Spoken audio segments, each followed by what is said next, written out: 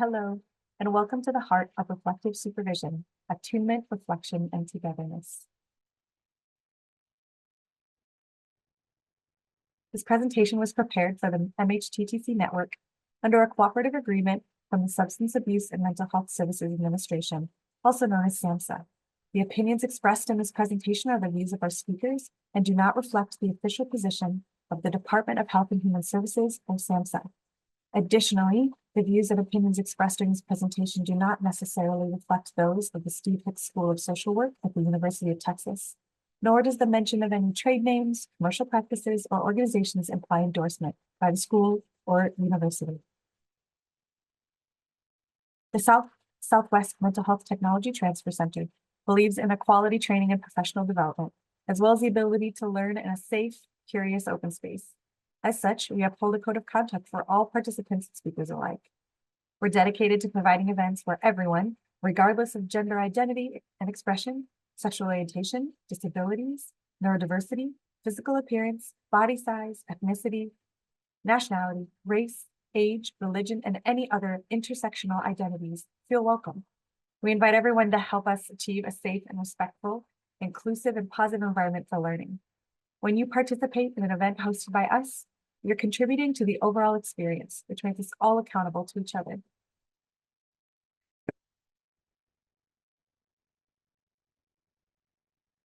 Couple quick housekeeping items. The presentation was offered with every attempt for security and support.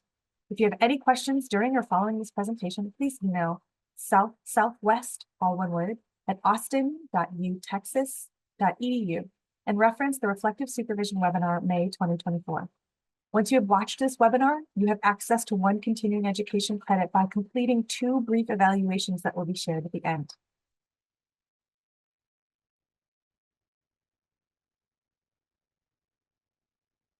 Nat Vikitsreth, LCSW, she/her, is a dot connector, norm agitator, and lover of liberation who supports social justice curious families in their efforts to practice social justice in their parenting while reparenting their inner child. Nat works as a nationally award-winning decolonized therapist and facilitator, a trans rights activist, and the host of the Come Back to Care podcast. She founded Come Back to Care for anyone who loves and raises children to heal as we get free. She believes that when parents heal their inner child and internalized oppression wounds in a community, they put fragmented pieces of themselves together to show up to both parenting and community organizing with their whole selves. Then parents can dismantle systemic oppression and rebuild a culture that's rooted in liberation for their future generations. Nat is a graduate of the Erickson Institute's social work program. She also holds another master's degree in infancy and early childhood special education from the University of Illinois at Champaign-Urbana. Nat had the honor of speaking about decolonized mental health at the 18th World Association for Infant Mental Health in Dublin, Ireland. She is also a faculty member at the 0 to 3 Learn Institute 2023. In 2021, she received the 0 to 3 Award for Emerging Leadership, where she was nationally recognized for her innovative work at Come Back to Care. In 2023, she received the Equity Champion Award from the National Training and Technical Assistance Center for Child, Youth, and Family Mental Health. Her most recent publications include an academic article in the June 2022 0 to 3 Journal and an op-ed piece in Condé Nast's Them. Outside of her clinical and psychoeducation work at Come Back to Care, Nat provides political education and mental health support to youth organizers around the stolen land of the Ojibwe, Odawa, and Potawatomi nations in Chicago. Her advocacy areas include economic justice, intergenerational healing justice, disability justice, and trans rights. It is now my distinct honor to share and introduce to you Nat Vikitsreth. Ali, thank you so much for that beautiful, beautiful introduction. Thank you. Hello everybody สวัสดีค่ะ ขอต้อนรับทุกท่านเข้าสู่เทรนนิ่งในวันนี้นะคะดิฉันเป็นเกียรติอย่างมากที่ได้มาร่วมงานกับทุกท่าน Hello everybody. Hi Aisha, Lupita, Adriana, Hemina. I apologize if I mess up the pronunciation. Oh my goodness. Let me see who else is here. Callie, Janie, Selena, Louis, Yaneth, Rashida. Wow, Jacqueline, Maria, Myra, Amy. Thank you so much for being here. I know it's your lunch hour probably, and you have a lot of paperwork to do, some billing to get done. I so appreciate you being here. I'm not just honored to be here speaking with you, I'm excited to be here because reflective supervision is one of my favorite things to do as a home visitor, as an infant early childhood mental health consultant. It's such a sacred relationship when you're able to hold space for someone who's sitting in front of you to enter the space, be all of who they are, and bring all parts and nuances of themselves into the work. And I love sharing that with you so, so much. In the next 45 minutes, you will be in my care. That means what we're going to be exploring together is what reflective supervision is and what we can do to really enrich our practice, especially when the person who's sitting in front of us looks, lives, loves, and learns differently from you. There's no slide during our time together because when we do reflective supervision, you already know we're not pulling up any slides. We're just being with the person in front of us, and we embody that attunement from one moment to the next. And because there's no slide, I invite you, this is our space for you to take care of your body's needs as we proceed. Hey, Renee. As we proceed, meaning if you need to sip your coffee or beverage of choice like Lupita just did and modeled for us, thank you, please do. If you need to flap your hands, rock your body, stim, lay down, multitask, have your cameras off and on again, please do. This is our space. Yeah. Our plan today is to go into a little bit of exploration. We'll do some storytelling, we'll do some play, and then a little bit more discussion. And we'll close out with 2 actions or invitations that you can take with you and play with and adapt them and make them your method. You can make them your Jennifer method, your Melissa method, Gabriella method. Yeah. And that's our plan for today. Is there any other pieces of information that you may need for your body and spirit to be here, to arrive, and do this work together?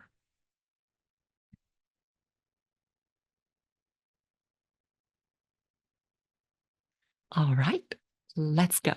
Yeah. Have you ever been through any stressful situation and then you talk to your friend whom you really trust, you really adore, they can hold your story, hear your story, and by the end of the conversation, you leave the conversation feeling a little lighter. You feel like, oh my gosh, yes, I see nods from Jennifer. And you feel like, yes, I already have what I need to go through this barrier, this hardship. Like, I got this. I am the main character. Is that tracking for anyone? Hey, Juanita. Yeah. So if you have had this experience, I invite you to share a little bit in the chat or unmute if you want to take up space with your voice. What went down in that conversation? What did your person do that allowed you to feel lighter, that allowed you to feel that I got this? What happened?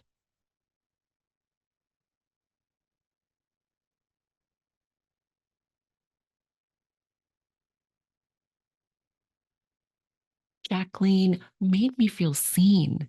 Adriana, they listened. Rebecca agreed. They listened. Jacqueline also allowed space. Yeah, beautiful, beautiful. We see some similarities here. And I know you know where I'm going with this, right? Lupita said they listened and provided reassurance, not solutions. They're different, right? Jennifer said they really hear me. Susanna, they listen without trying to give advice or fix it for me. My classical Chinese medicine teacher said that, you can always hold space for someone, but don't do their homework for them. So, Susanna, you reminded me of my teacher, Holly. We had a relationship built of trust, so I knew I would receive honesty. Yes. Aisha, they let me be dramatic first. I love that. Without giving me immediate solution. That means, Aisha, if I'm hearing that correctly, they really held space for you to feel your feelings, how you feel them when you feel them. That you don't have to put on a filter for their comfort. Shelly, they asked why I was scared. I never said I was scared. Ooh, sounds like they really saw you. And they heard me without me telling them directly. They sensed into you and that made you feel felt, right, Shelly? Thank you, everyone, for taking up space in the chat and sharing your wisdom. So many of us from the chat have shared that I have had this experience of being seen, heard, validated, and I feel felt. And these are the essence of reflective supervision. So hold on to these elements as we apply them to our work. And also notice that we're not seeing in any of our share that, my person give me the smartest advice on earth. Or they just say, they're there, right? There was none of that. It's this quality of being with that is at the heart and soul of reflective supervision. And when we apply this to our work, I want to refine or define reflective supervision as the quality of being with, where we are witnessing and delighting in someone's discovery of their own groove, their own growth, and also their own gifts. Meaning, grooves, right? When you're in your groove, you're in your habits, right? You in certain ways that you show up in relationships, your groove. So it means your assumptions, prejudices, beliefs, and values. And in reflective supervision, we can hold space for the person in front of us to unpack and peel away those layers to be more aware of their grooves. Their growths or areas of growth would be the ruptures that happen in their work, their oops and ouches, right? And we can hold space for them to use those moments as teachable moments for them to know themselves better and deepen their clinical work. And for gifts, it's their secret sauce. We are able to ask questions and hold space and step back and pause to bring out their potential, to bring the best of them out, for them to see, I am the main character, right? And the pulling out the gift, the potential is my favorite part of doing reflective supervision. It is so much fun. Yeah. So witnessing and delighting in someone's discovery of their grooves, their gifts, and their growth. Let's put that in an example, shall we? Okay. So your home visitor, let's say, they were in this session and then they got flustered because they saw a 2-year-old toddler bidding for connection with their dad. They're asking their dad, hey, let's play. And then dad casually just slide in this beautiful rectangle called iPad and just say, go watch some cartoon by yourself. And the home visitor just got flustered, frustrated. There's something there. So they come into the reflective supervision session with you and they share this specific moment. So you can ask questions and hold space to get at the groove. And you might begin the question of, what shaped your frustration there? Without judgment, right? Just like what we shared in the chat. But we get curious and explore. What shaped your frustration?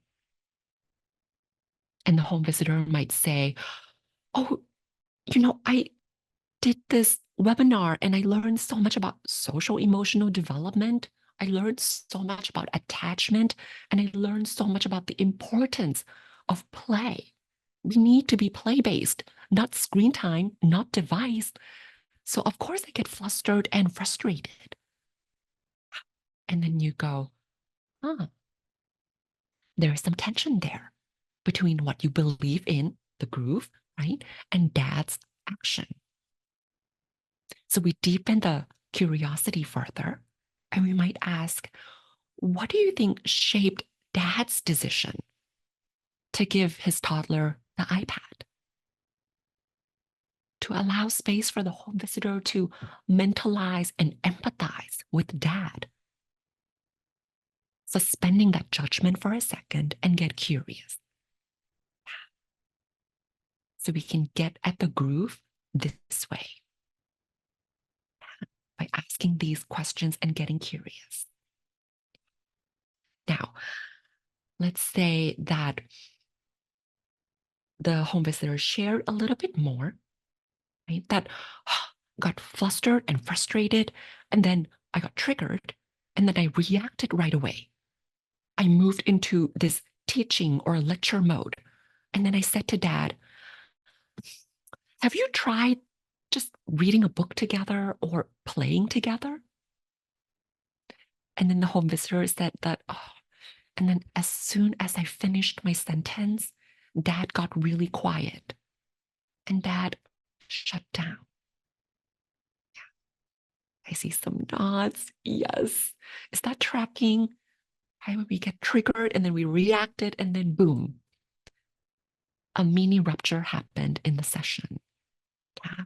So this would be an opportunity for us to use reflective supervision to highlight the areas of growth in our home visitor.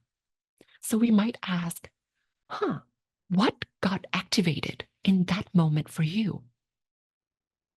And depending on the trust and the strength of your relationship, your home visitor might say, I really love this family, and I don't want this toddler to grow up believing that they didn't matter to the person that they love the most, their dad. So I got reactive and I moved into teaching and fixing and lecturing right away. Yeah. And we might continue. How familiar is this pattern of reactivity where you go from getting triggered and then fixing, teaching, lecturing? Again, without judgment. And we're just highlighting that moment, that reactivity cycle for our home visitor to dive deeper into. And they might say, yeah, I do this quite often.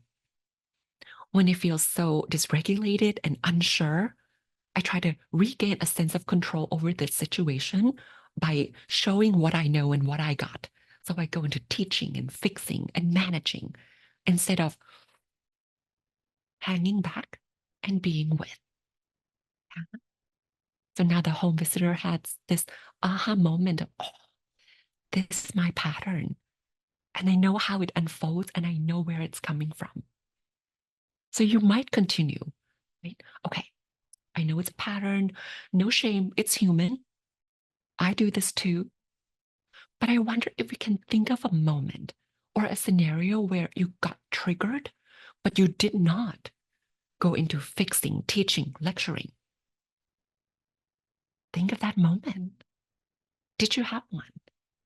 The home visitor might say, oh, yes. Yes. It was actually with my partner at home. last week. I didn't react or fix.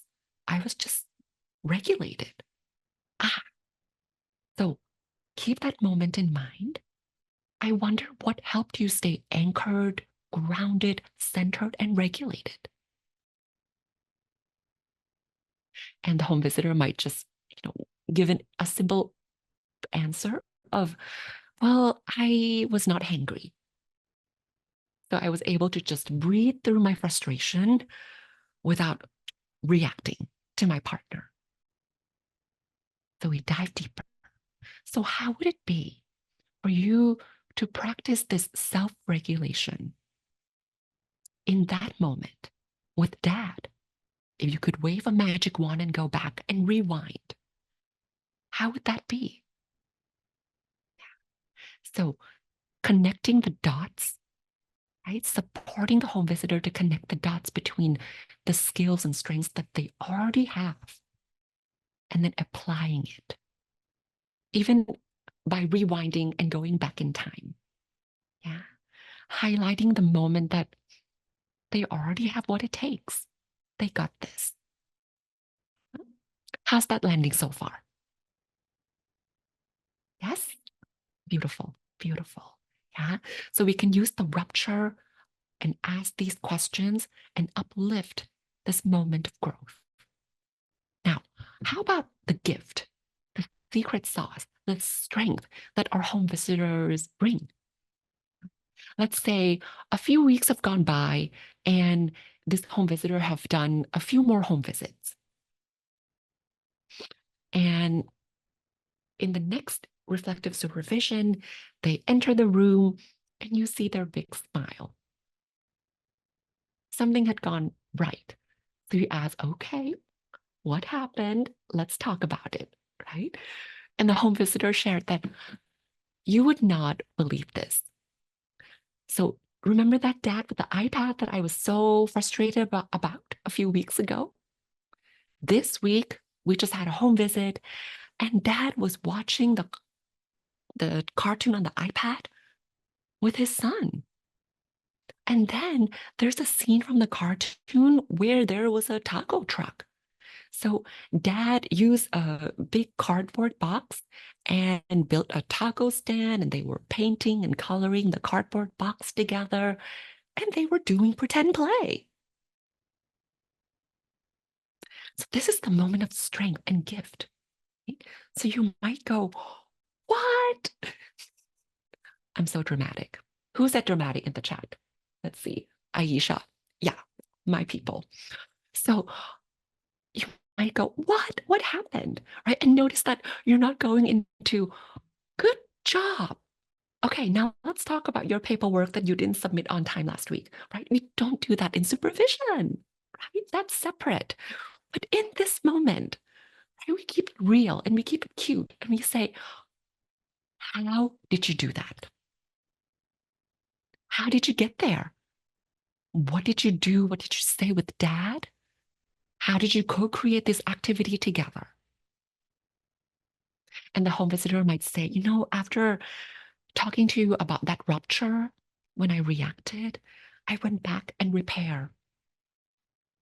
So I asked dad that, hey, I'm really sorry. In the previous home visit, I asked you about reading books or playing, and then you got really quiet. And I felt like I misstepped, like I moved a little bit too fast. Yeah. And I apologize. And I want to learn more about, the iPad. Can you share more about why it's important? And dad might say, as an immigrant, I speak English as a second language. I just want my son to learn English. And I don't feel confident in my own speaking. So I use iPad as a vehicle to teach English. And then the home visitor just shared that. And then she's just like, oh, facepalm moment. There's a function to dad's behavior. And I didn't even see it. Right? So I talked to dad that, oh my goodness, I see how important it is And, you know, from my own training, I learned that children, especially young children, they learn receptive language and expressive language best when they do it in play, when they do it in daily interaction, when they talk to you, when you answer them questions. Right? So can we find an activity where there's a balance of the two, where you could still use iPad and still have that real human to human interaction and conversation? Dad, what do you think? Right?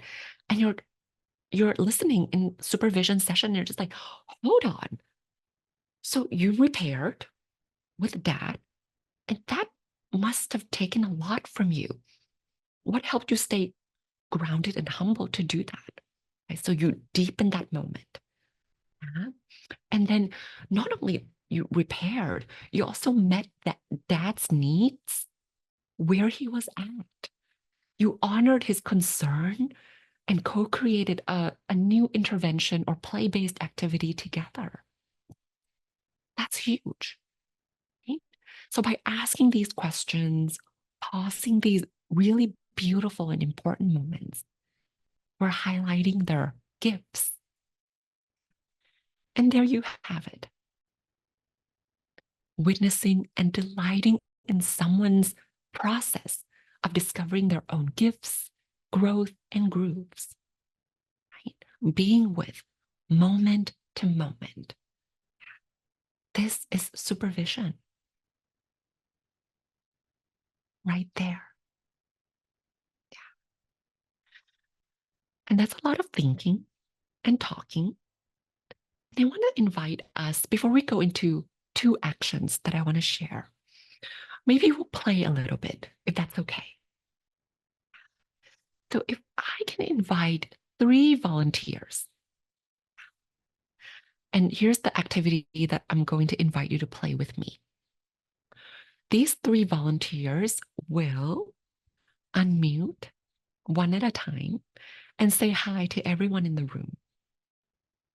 And then everyone in the room, 43 of us who are physically present, and more who will be watching the recording later, will copy your voice and your gesture when you said hi, exactly how you did it. And the people who copy, our only job is to make the volunteer look so good. Like they did that. So we honor their courage by copying and imitating and reflecting back exactly the sound, the voice, and the gesture. Yeah. So Holly, if I can invite you to be a model and maybe play with me a little bit to model. Sure. Yeah. Aloha. Oh, so aloha, right? And that's it. Huh? Yep. So if that sounds good and you want to participate, I want you to go to the bottom and click raising hands so we know which 3 volunteers will do this together. Yeah? And if you feel like, oh, Nat, this activity is just doing the most and it's too much, feel free to take this moment to take a break, do what you gotta do, answer that phone call, text your partner, whatever you need, okay? Yeah, take a break. Adriana, thank you. Okay, I invite you to unmute and get ready. Yeah, okay. So in your own way and style, please just say hi to the group. Hola. Oh, okay. Now, everyone who would like to participate, I invite you to unmute. In 3, 2, 1. Hola. Hola. And Adriana, I invite you to just take a few seconds to receive that. Yeah. Okay. Everyone, let's give Adriana one more go. Yeah. Okay. In 3, 2, 1. Hola. Hola. Thank you, everybody. Thank you, Adriana. Okay, allow yourself to receive that. Yeah, and we'll come back and chat a little bit. Yeah, thank you. Okay, I know I said 3 volunteers, but let's do one more. Yeah, one more. if you would like.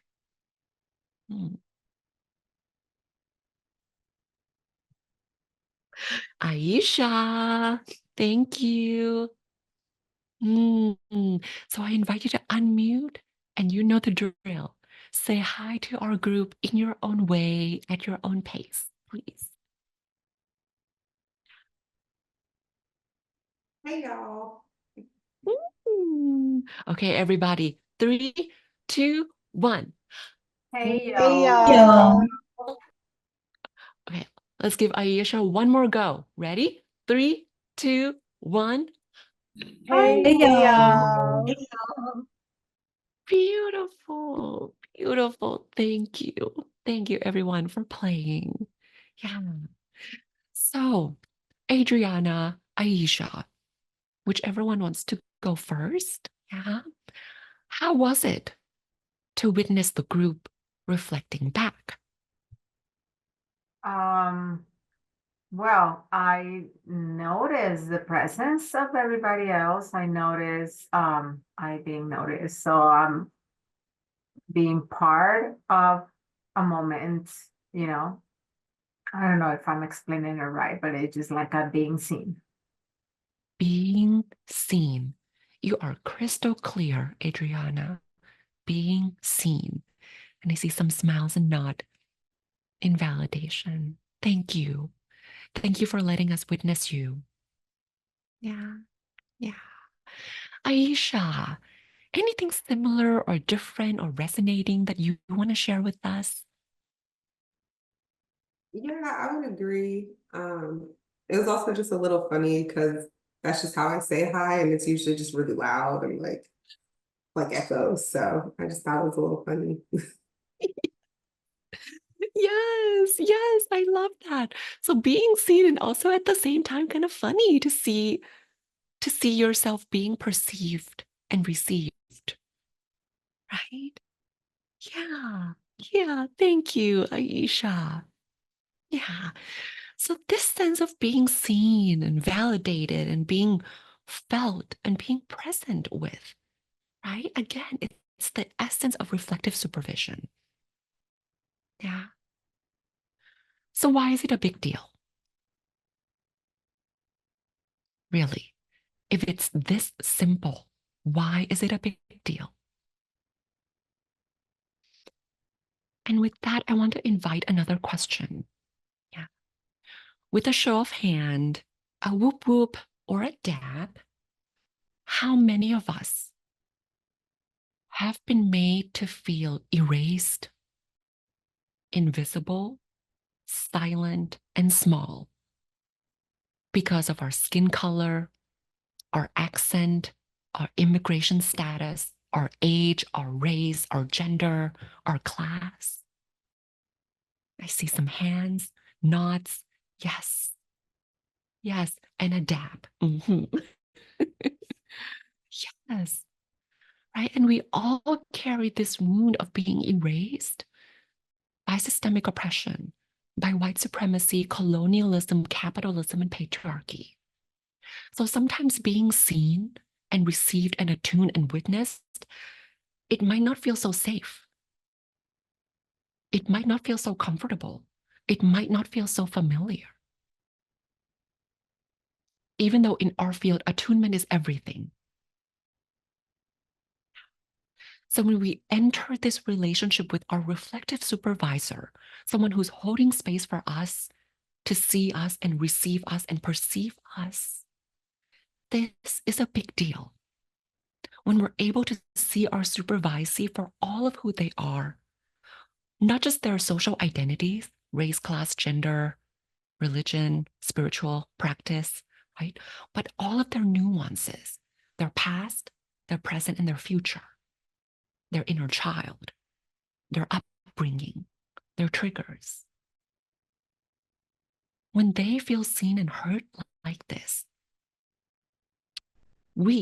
you, as a supervisor, are holding space for them to reclaim their dignity and rewrite their stories, the stories that are often co-opted and erased by systemic oppression.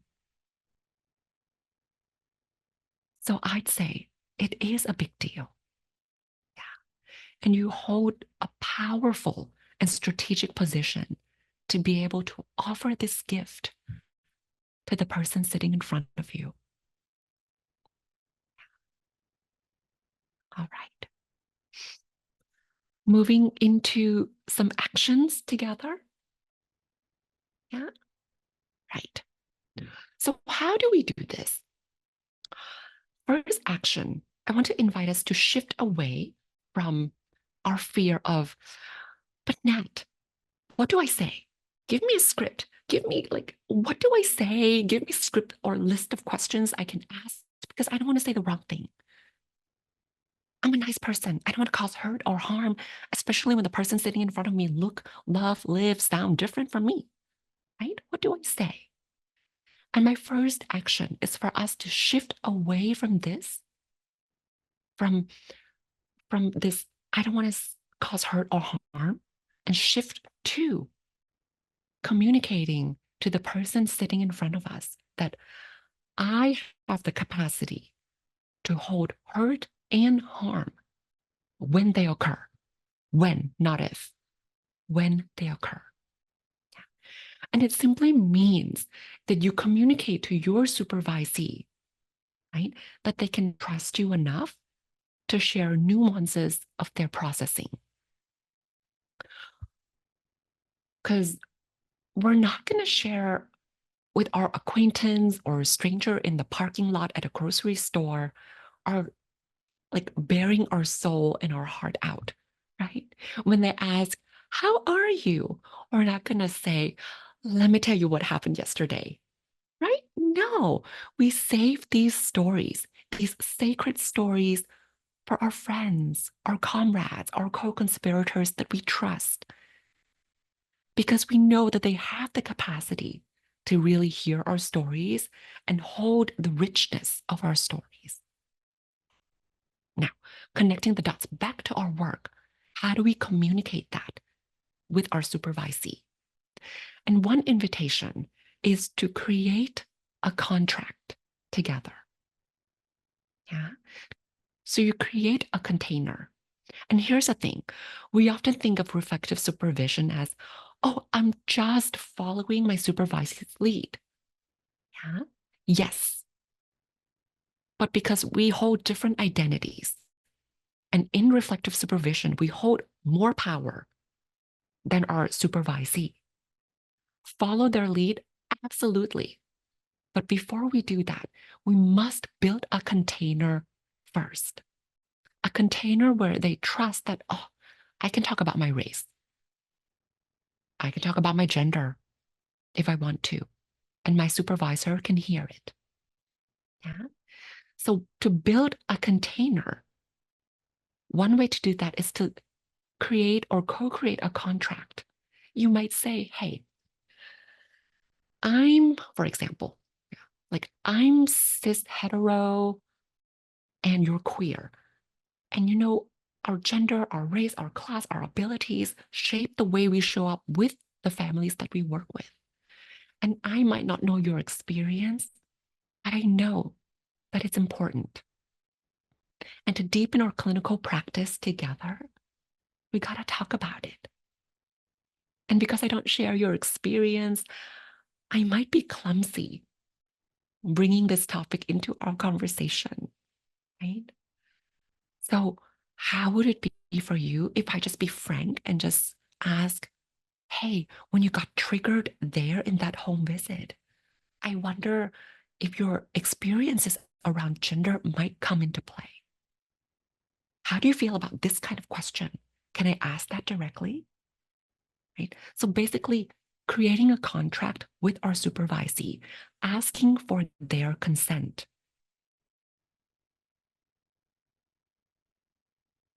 And allowing them to share, well, that's it feels a little awkward for me too. Yeah. Why don't you try asking me this way? And we practice that together. Yeah.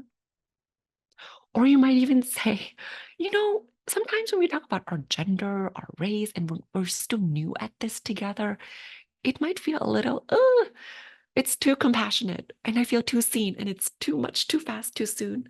I want to hide under the table. And we might have our reflective supervision safe word, right? Time out, or pineapple. We need a break. And just go back to like the clinical stuff. And that might be one way of doing the contract too. And once you set the contract, set a time to review it. So maybe in a month, we'll revisit how this dynamic has been going, anything to adjust, anything to change. And here's the reason why. Because we have more power, like in Spider-Man, the saying goes, we have more responsibility to make the implicit explicit, right? And create this container so that we can play, so that we can delight in their growth, and gift, yeah? So that we can follow their lead. But the container needs to be there. And because we have more power, we need to set it and be explicit. Dr. Ken Hardy says that, white practitioners often say, we talk too much about race. And practitioners who are Black, Indigenous, and practitioners of color say, we don't talk about race enough. So to address this gap, we just use our dear friend, direct communication, and co-create this contract explicitly. Yeah. And it also prevents another issue that I often see when I provide consultation or reflective supervision. The supervisor, because they want to be an ally so bad, right? And they're stuck in this, but I want to be nice and I want to be polite. I don't want to step on their toes. So I trust that if it's important enough for them to talk about race, they're going to talk about race and they're going to bring it up. Without the container and trust, it's likely that the person who have less power than you, they're not going to bring it up. Yeah. So instead of crossing our fingers, hoping and trusting they'll bring it up, we get proactive about it. After we create this container and we move at their pace, following their lead, right? If our supervisee wants to just focusing on the skills of rupture and repair, after creating this container, we're not going to be, but how about your race though, right? We're following their lead. They want to talk about rupture and repair. We talk about rupture and repair. And when there's an opening, you might bring in race and gender and class, these social, political things into the conversation. Mm.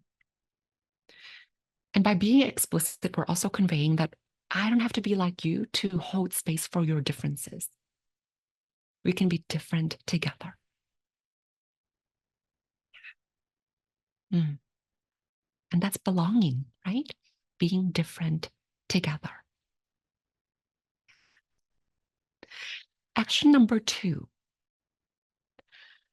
When you feel the urge to correct, when your supervisee says or shares something, you're just like, ooh, ooh, ooh, ooh. No. Clinically, we don't do that. Let me correct that. Let me share a different way to do that. Yeah. So when we feel the urge to correct, there's a time and place for it. But I invite you to first contextualize that behavior first. Meaning that when you catch yourself, I need to teach my supervisee how to do this thing correctly, or how to say this in a different way, or how to ask a better question. Step back, right? To stay anchored in our curiosity so that we can meet our supervisee where they're at first before teaching. There's a time and place for that. But first we stay curious by contextualizing. Contextualizing our supervisee's behaviors in the political context, historical context, and cultural, social context. And the phrase that I want to share with you that has saved me many times over is from my teacher, Resma Menakem. And he said that what's hysterical is historical. I'll say it again for people in the back. What's hysterical is historical.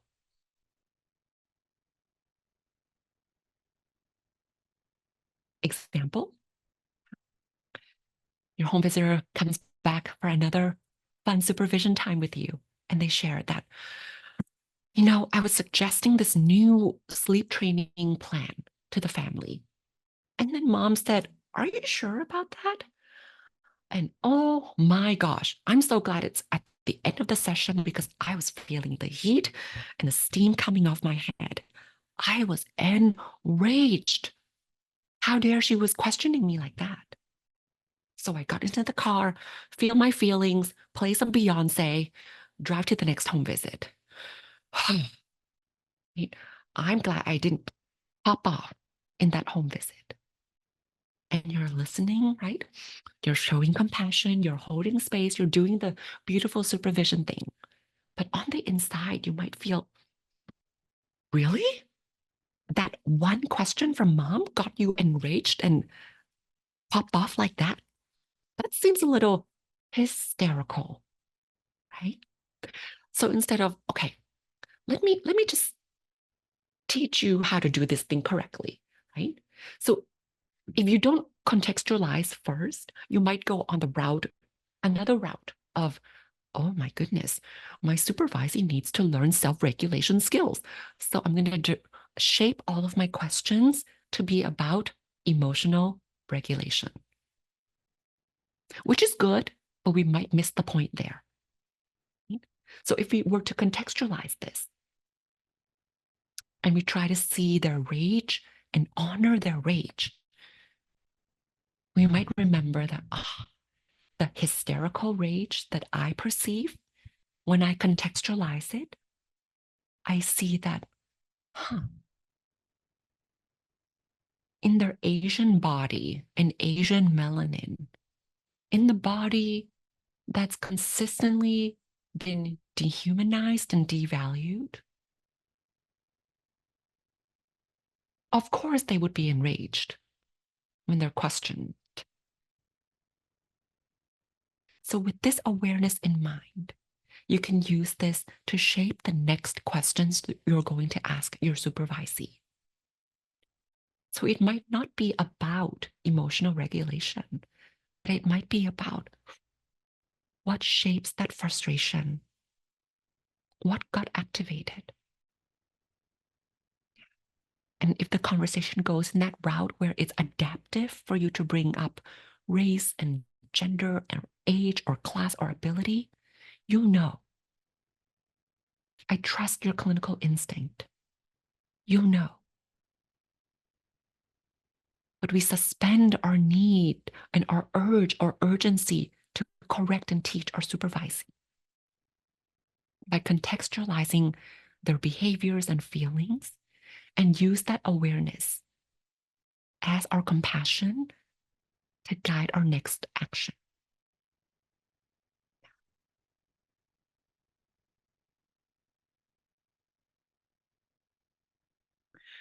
And those are my two invitations for you to play with and try and adapt.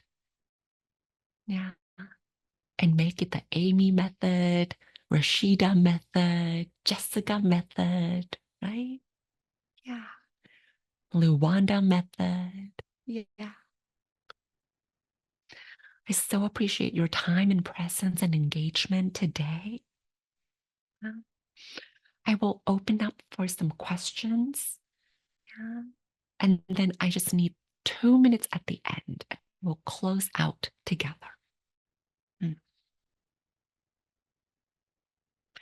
Thoughts, reflections, yeah, buts, questions. Adriana shares very useful information. Thank you. Thank you. Yeah. Please feel free to drop questions in the chat or unmute.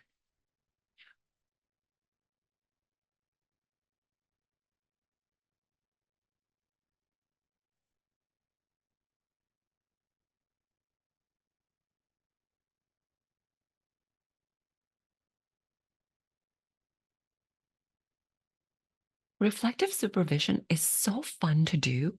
Many of you know this. Such a pain to teach because there's no, okay, this is what you say, 1, 2, 3, 4, right? It's the process that you co-create with the person in front of you, moment to moment.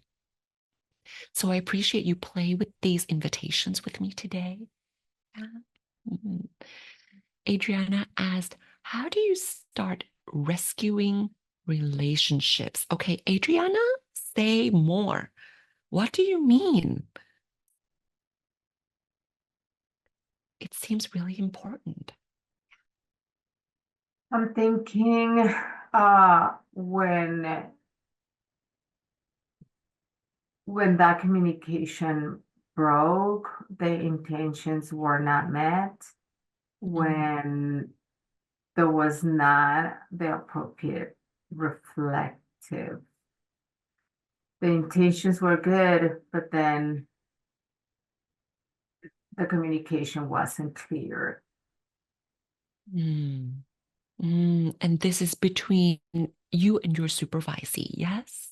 Correct. Yeah.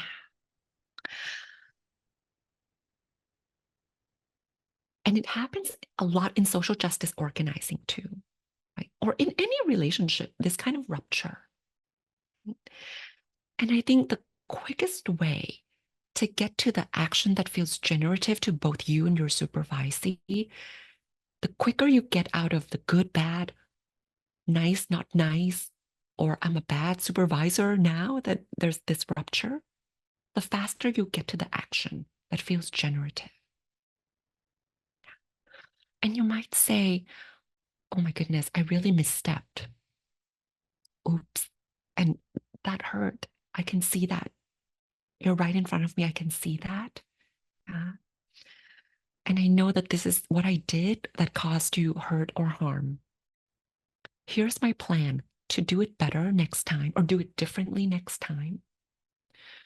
Are you at a place where you'd like to talk about this and repair? Or we can set up another time. I'll move at your own pace. Yeah, but I'm here.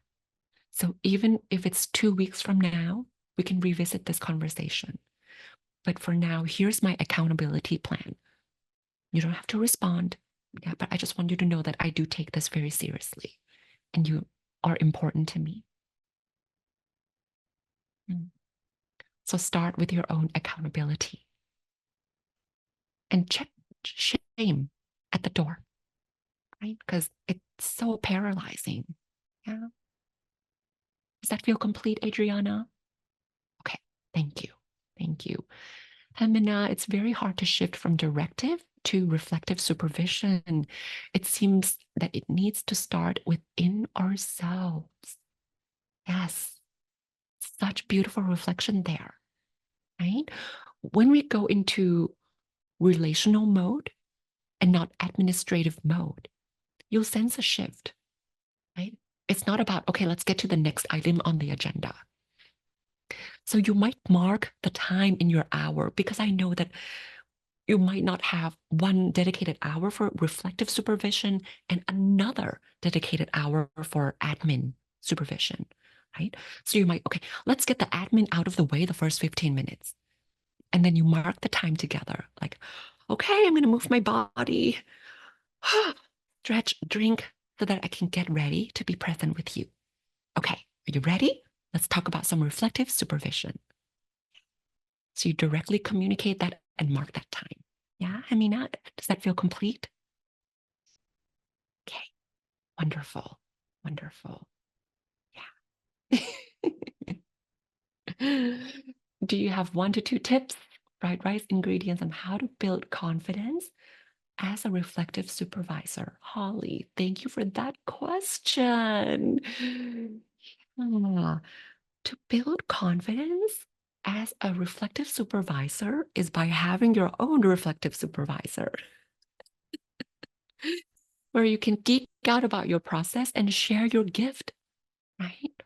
It's so important for someone to witness you too.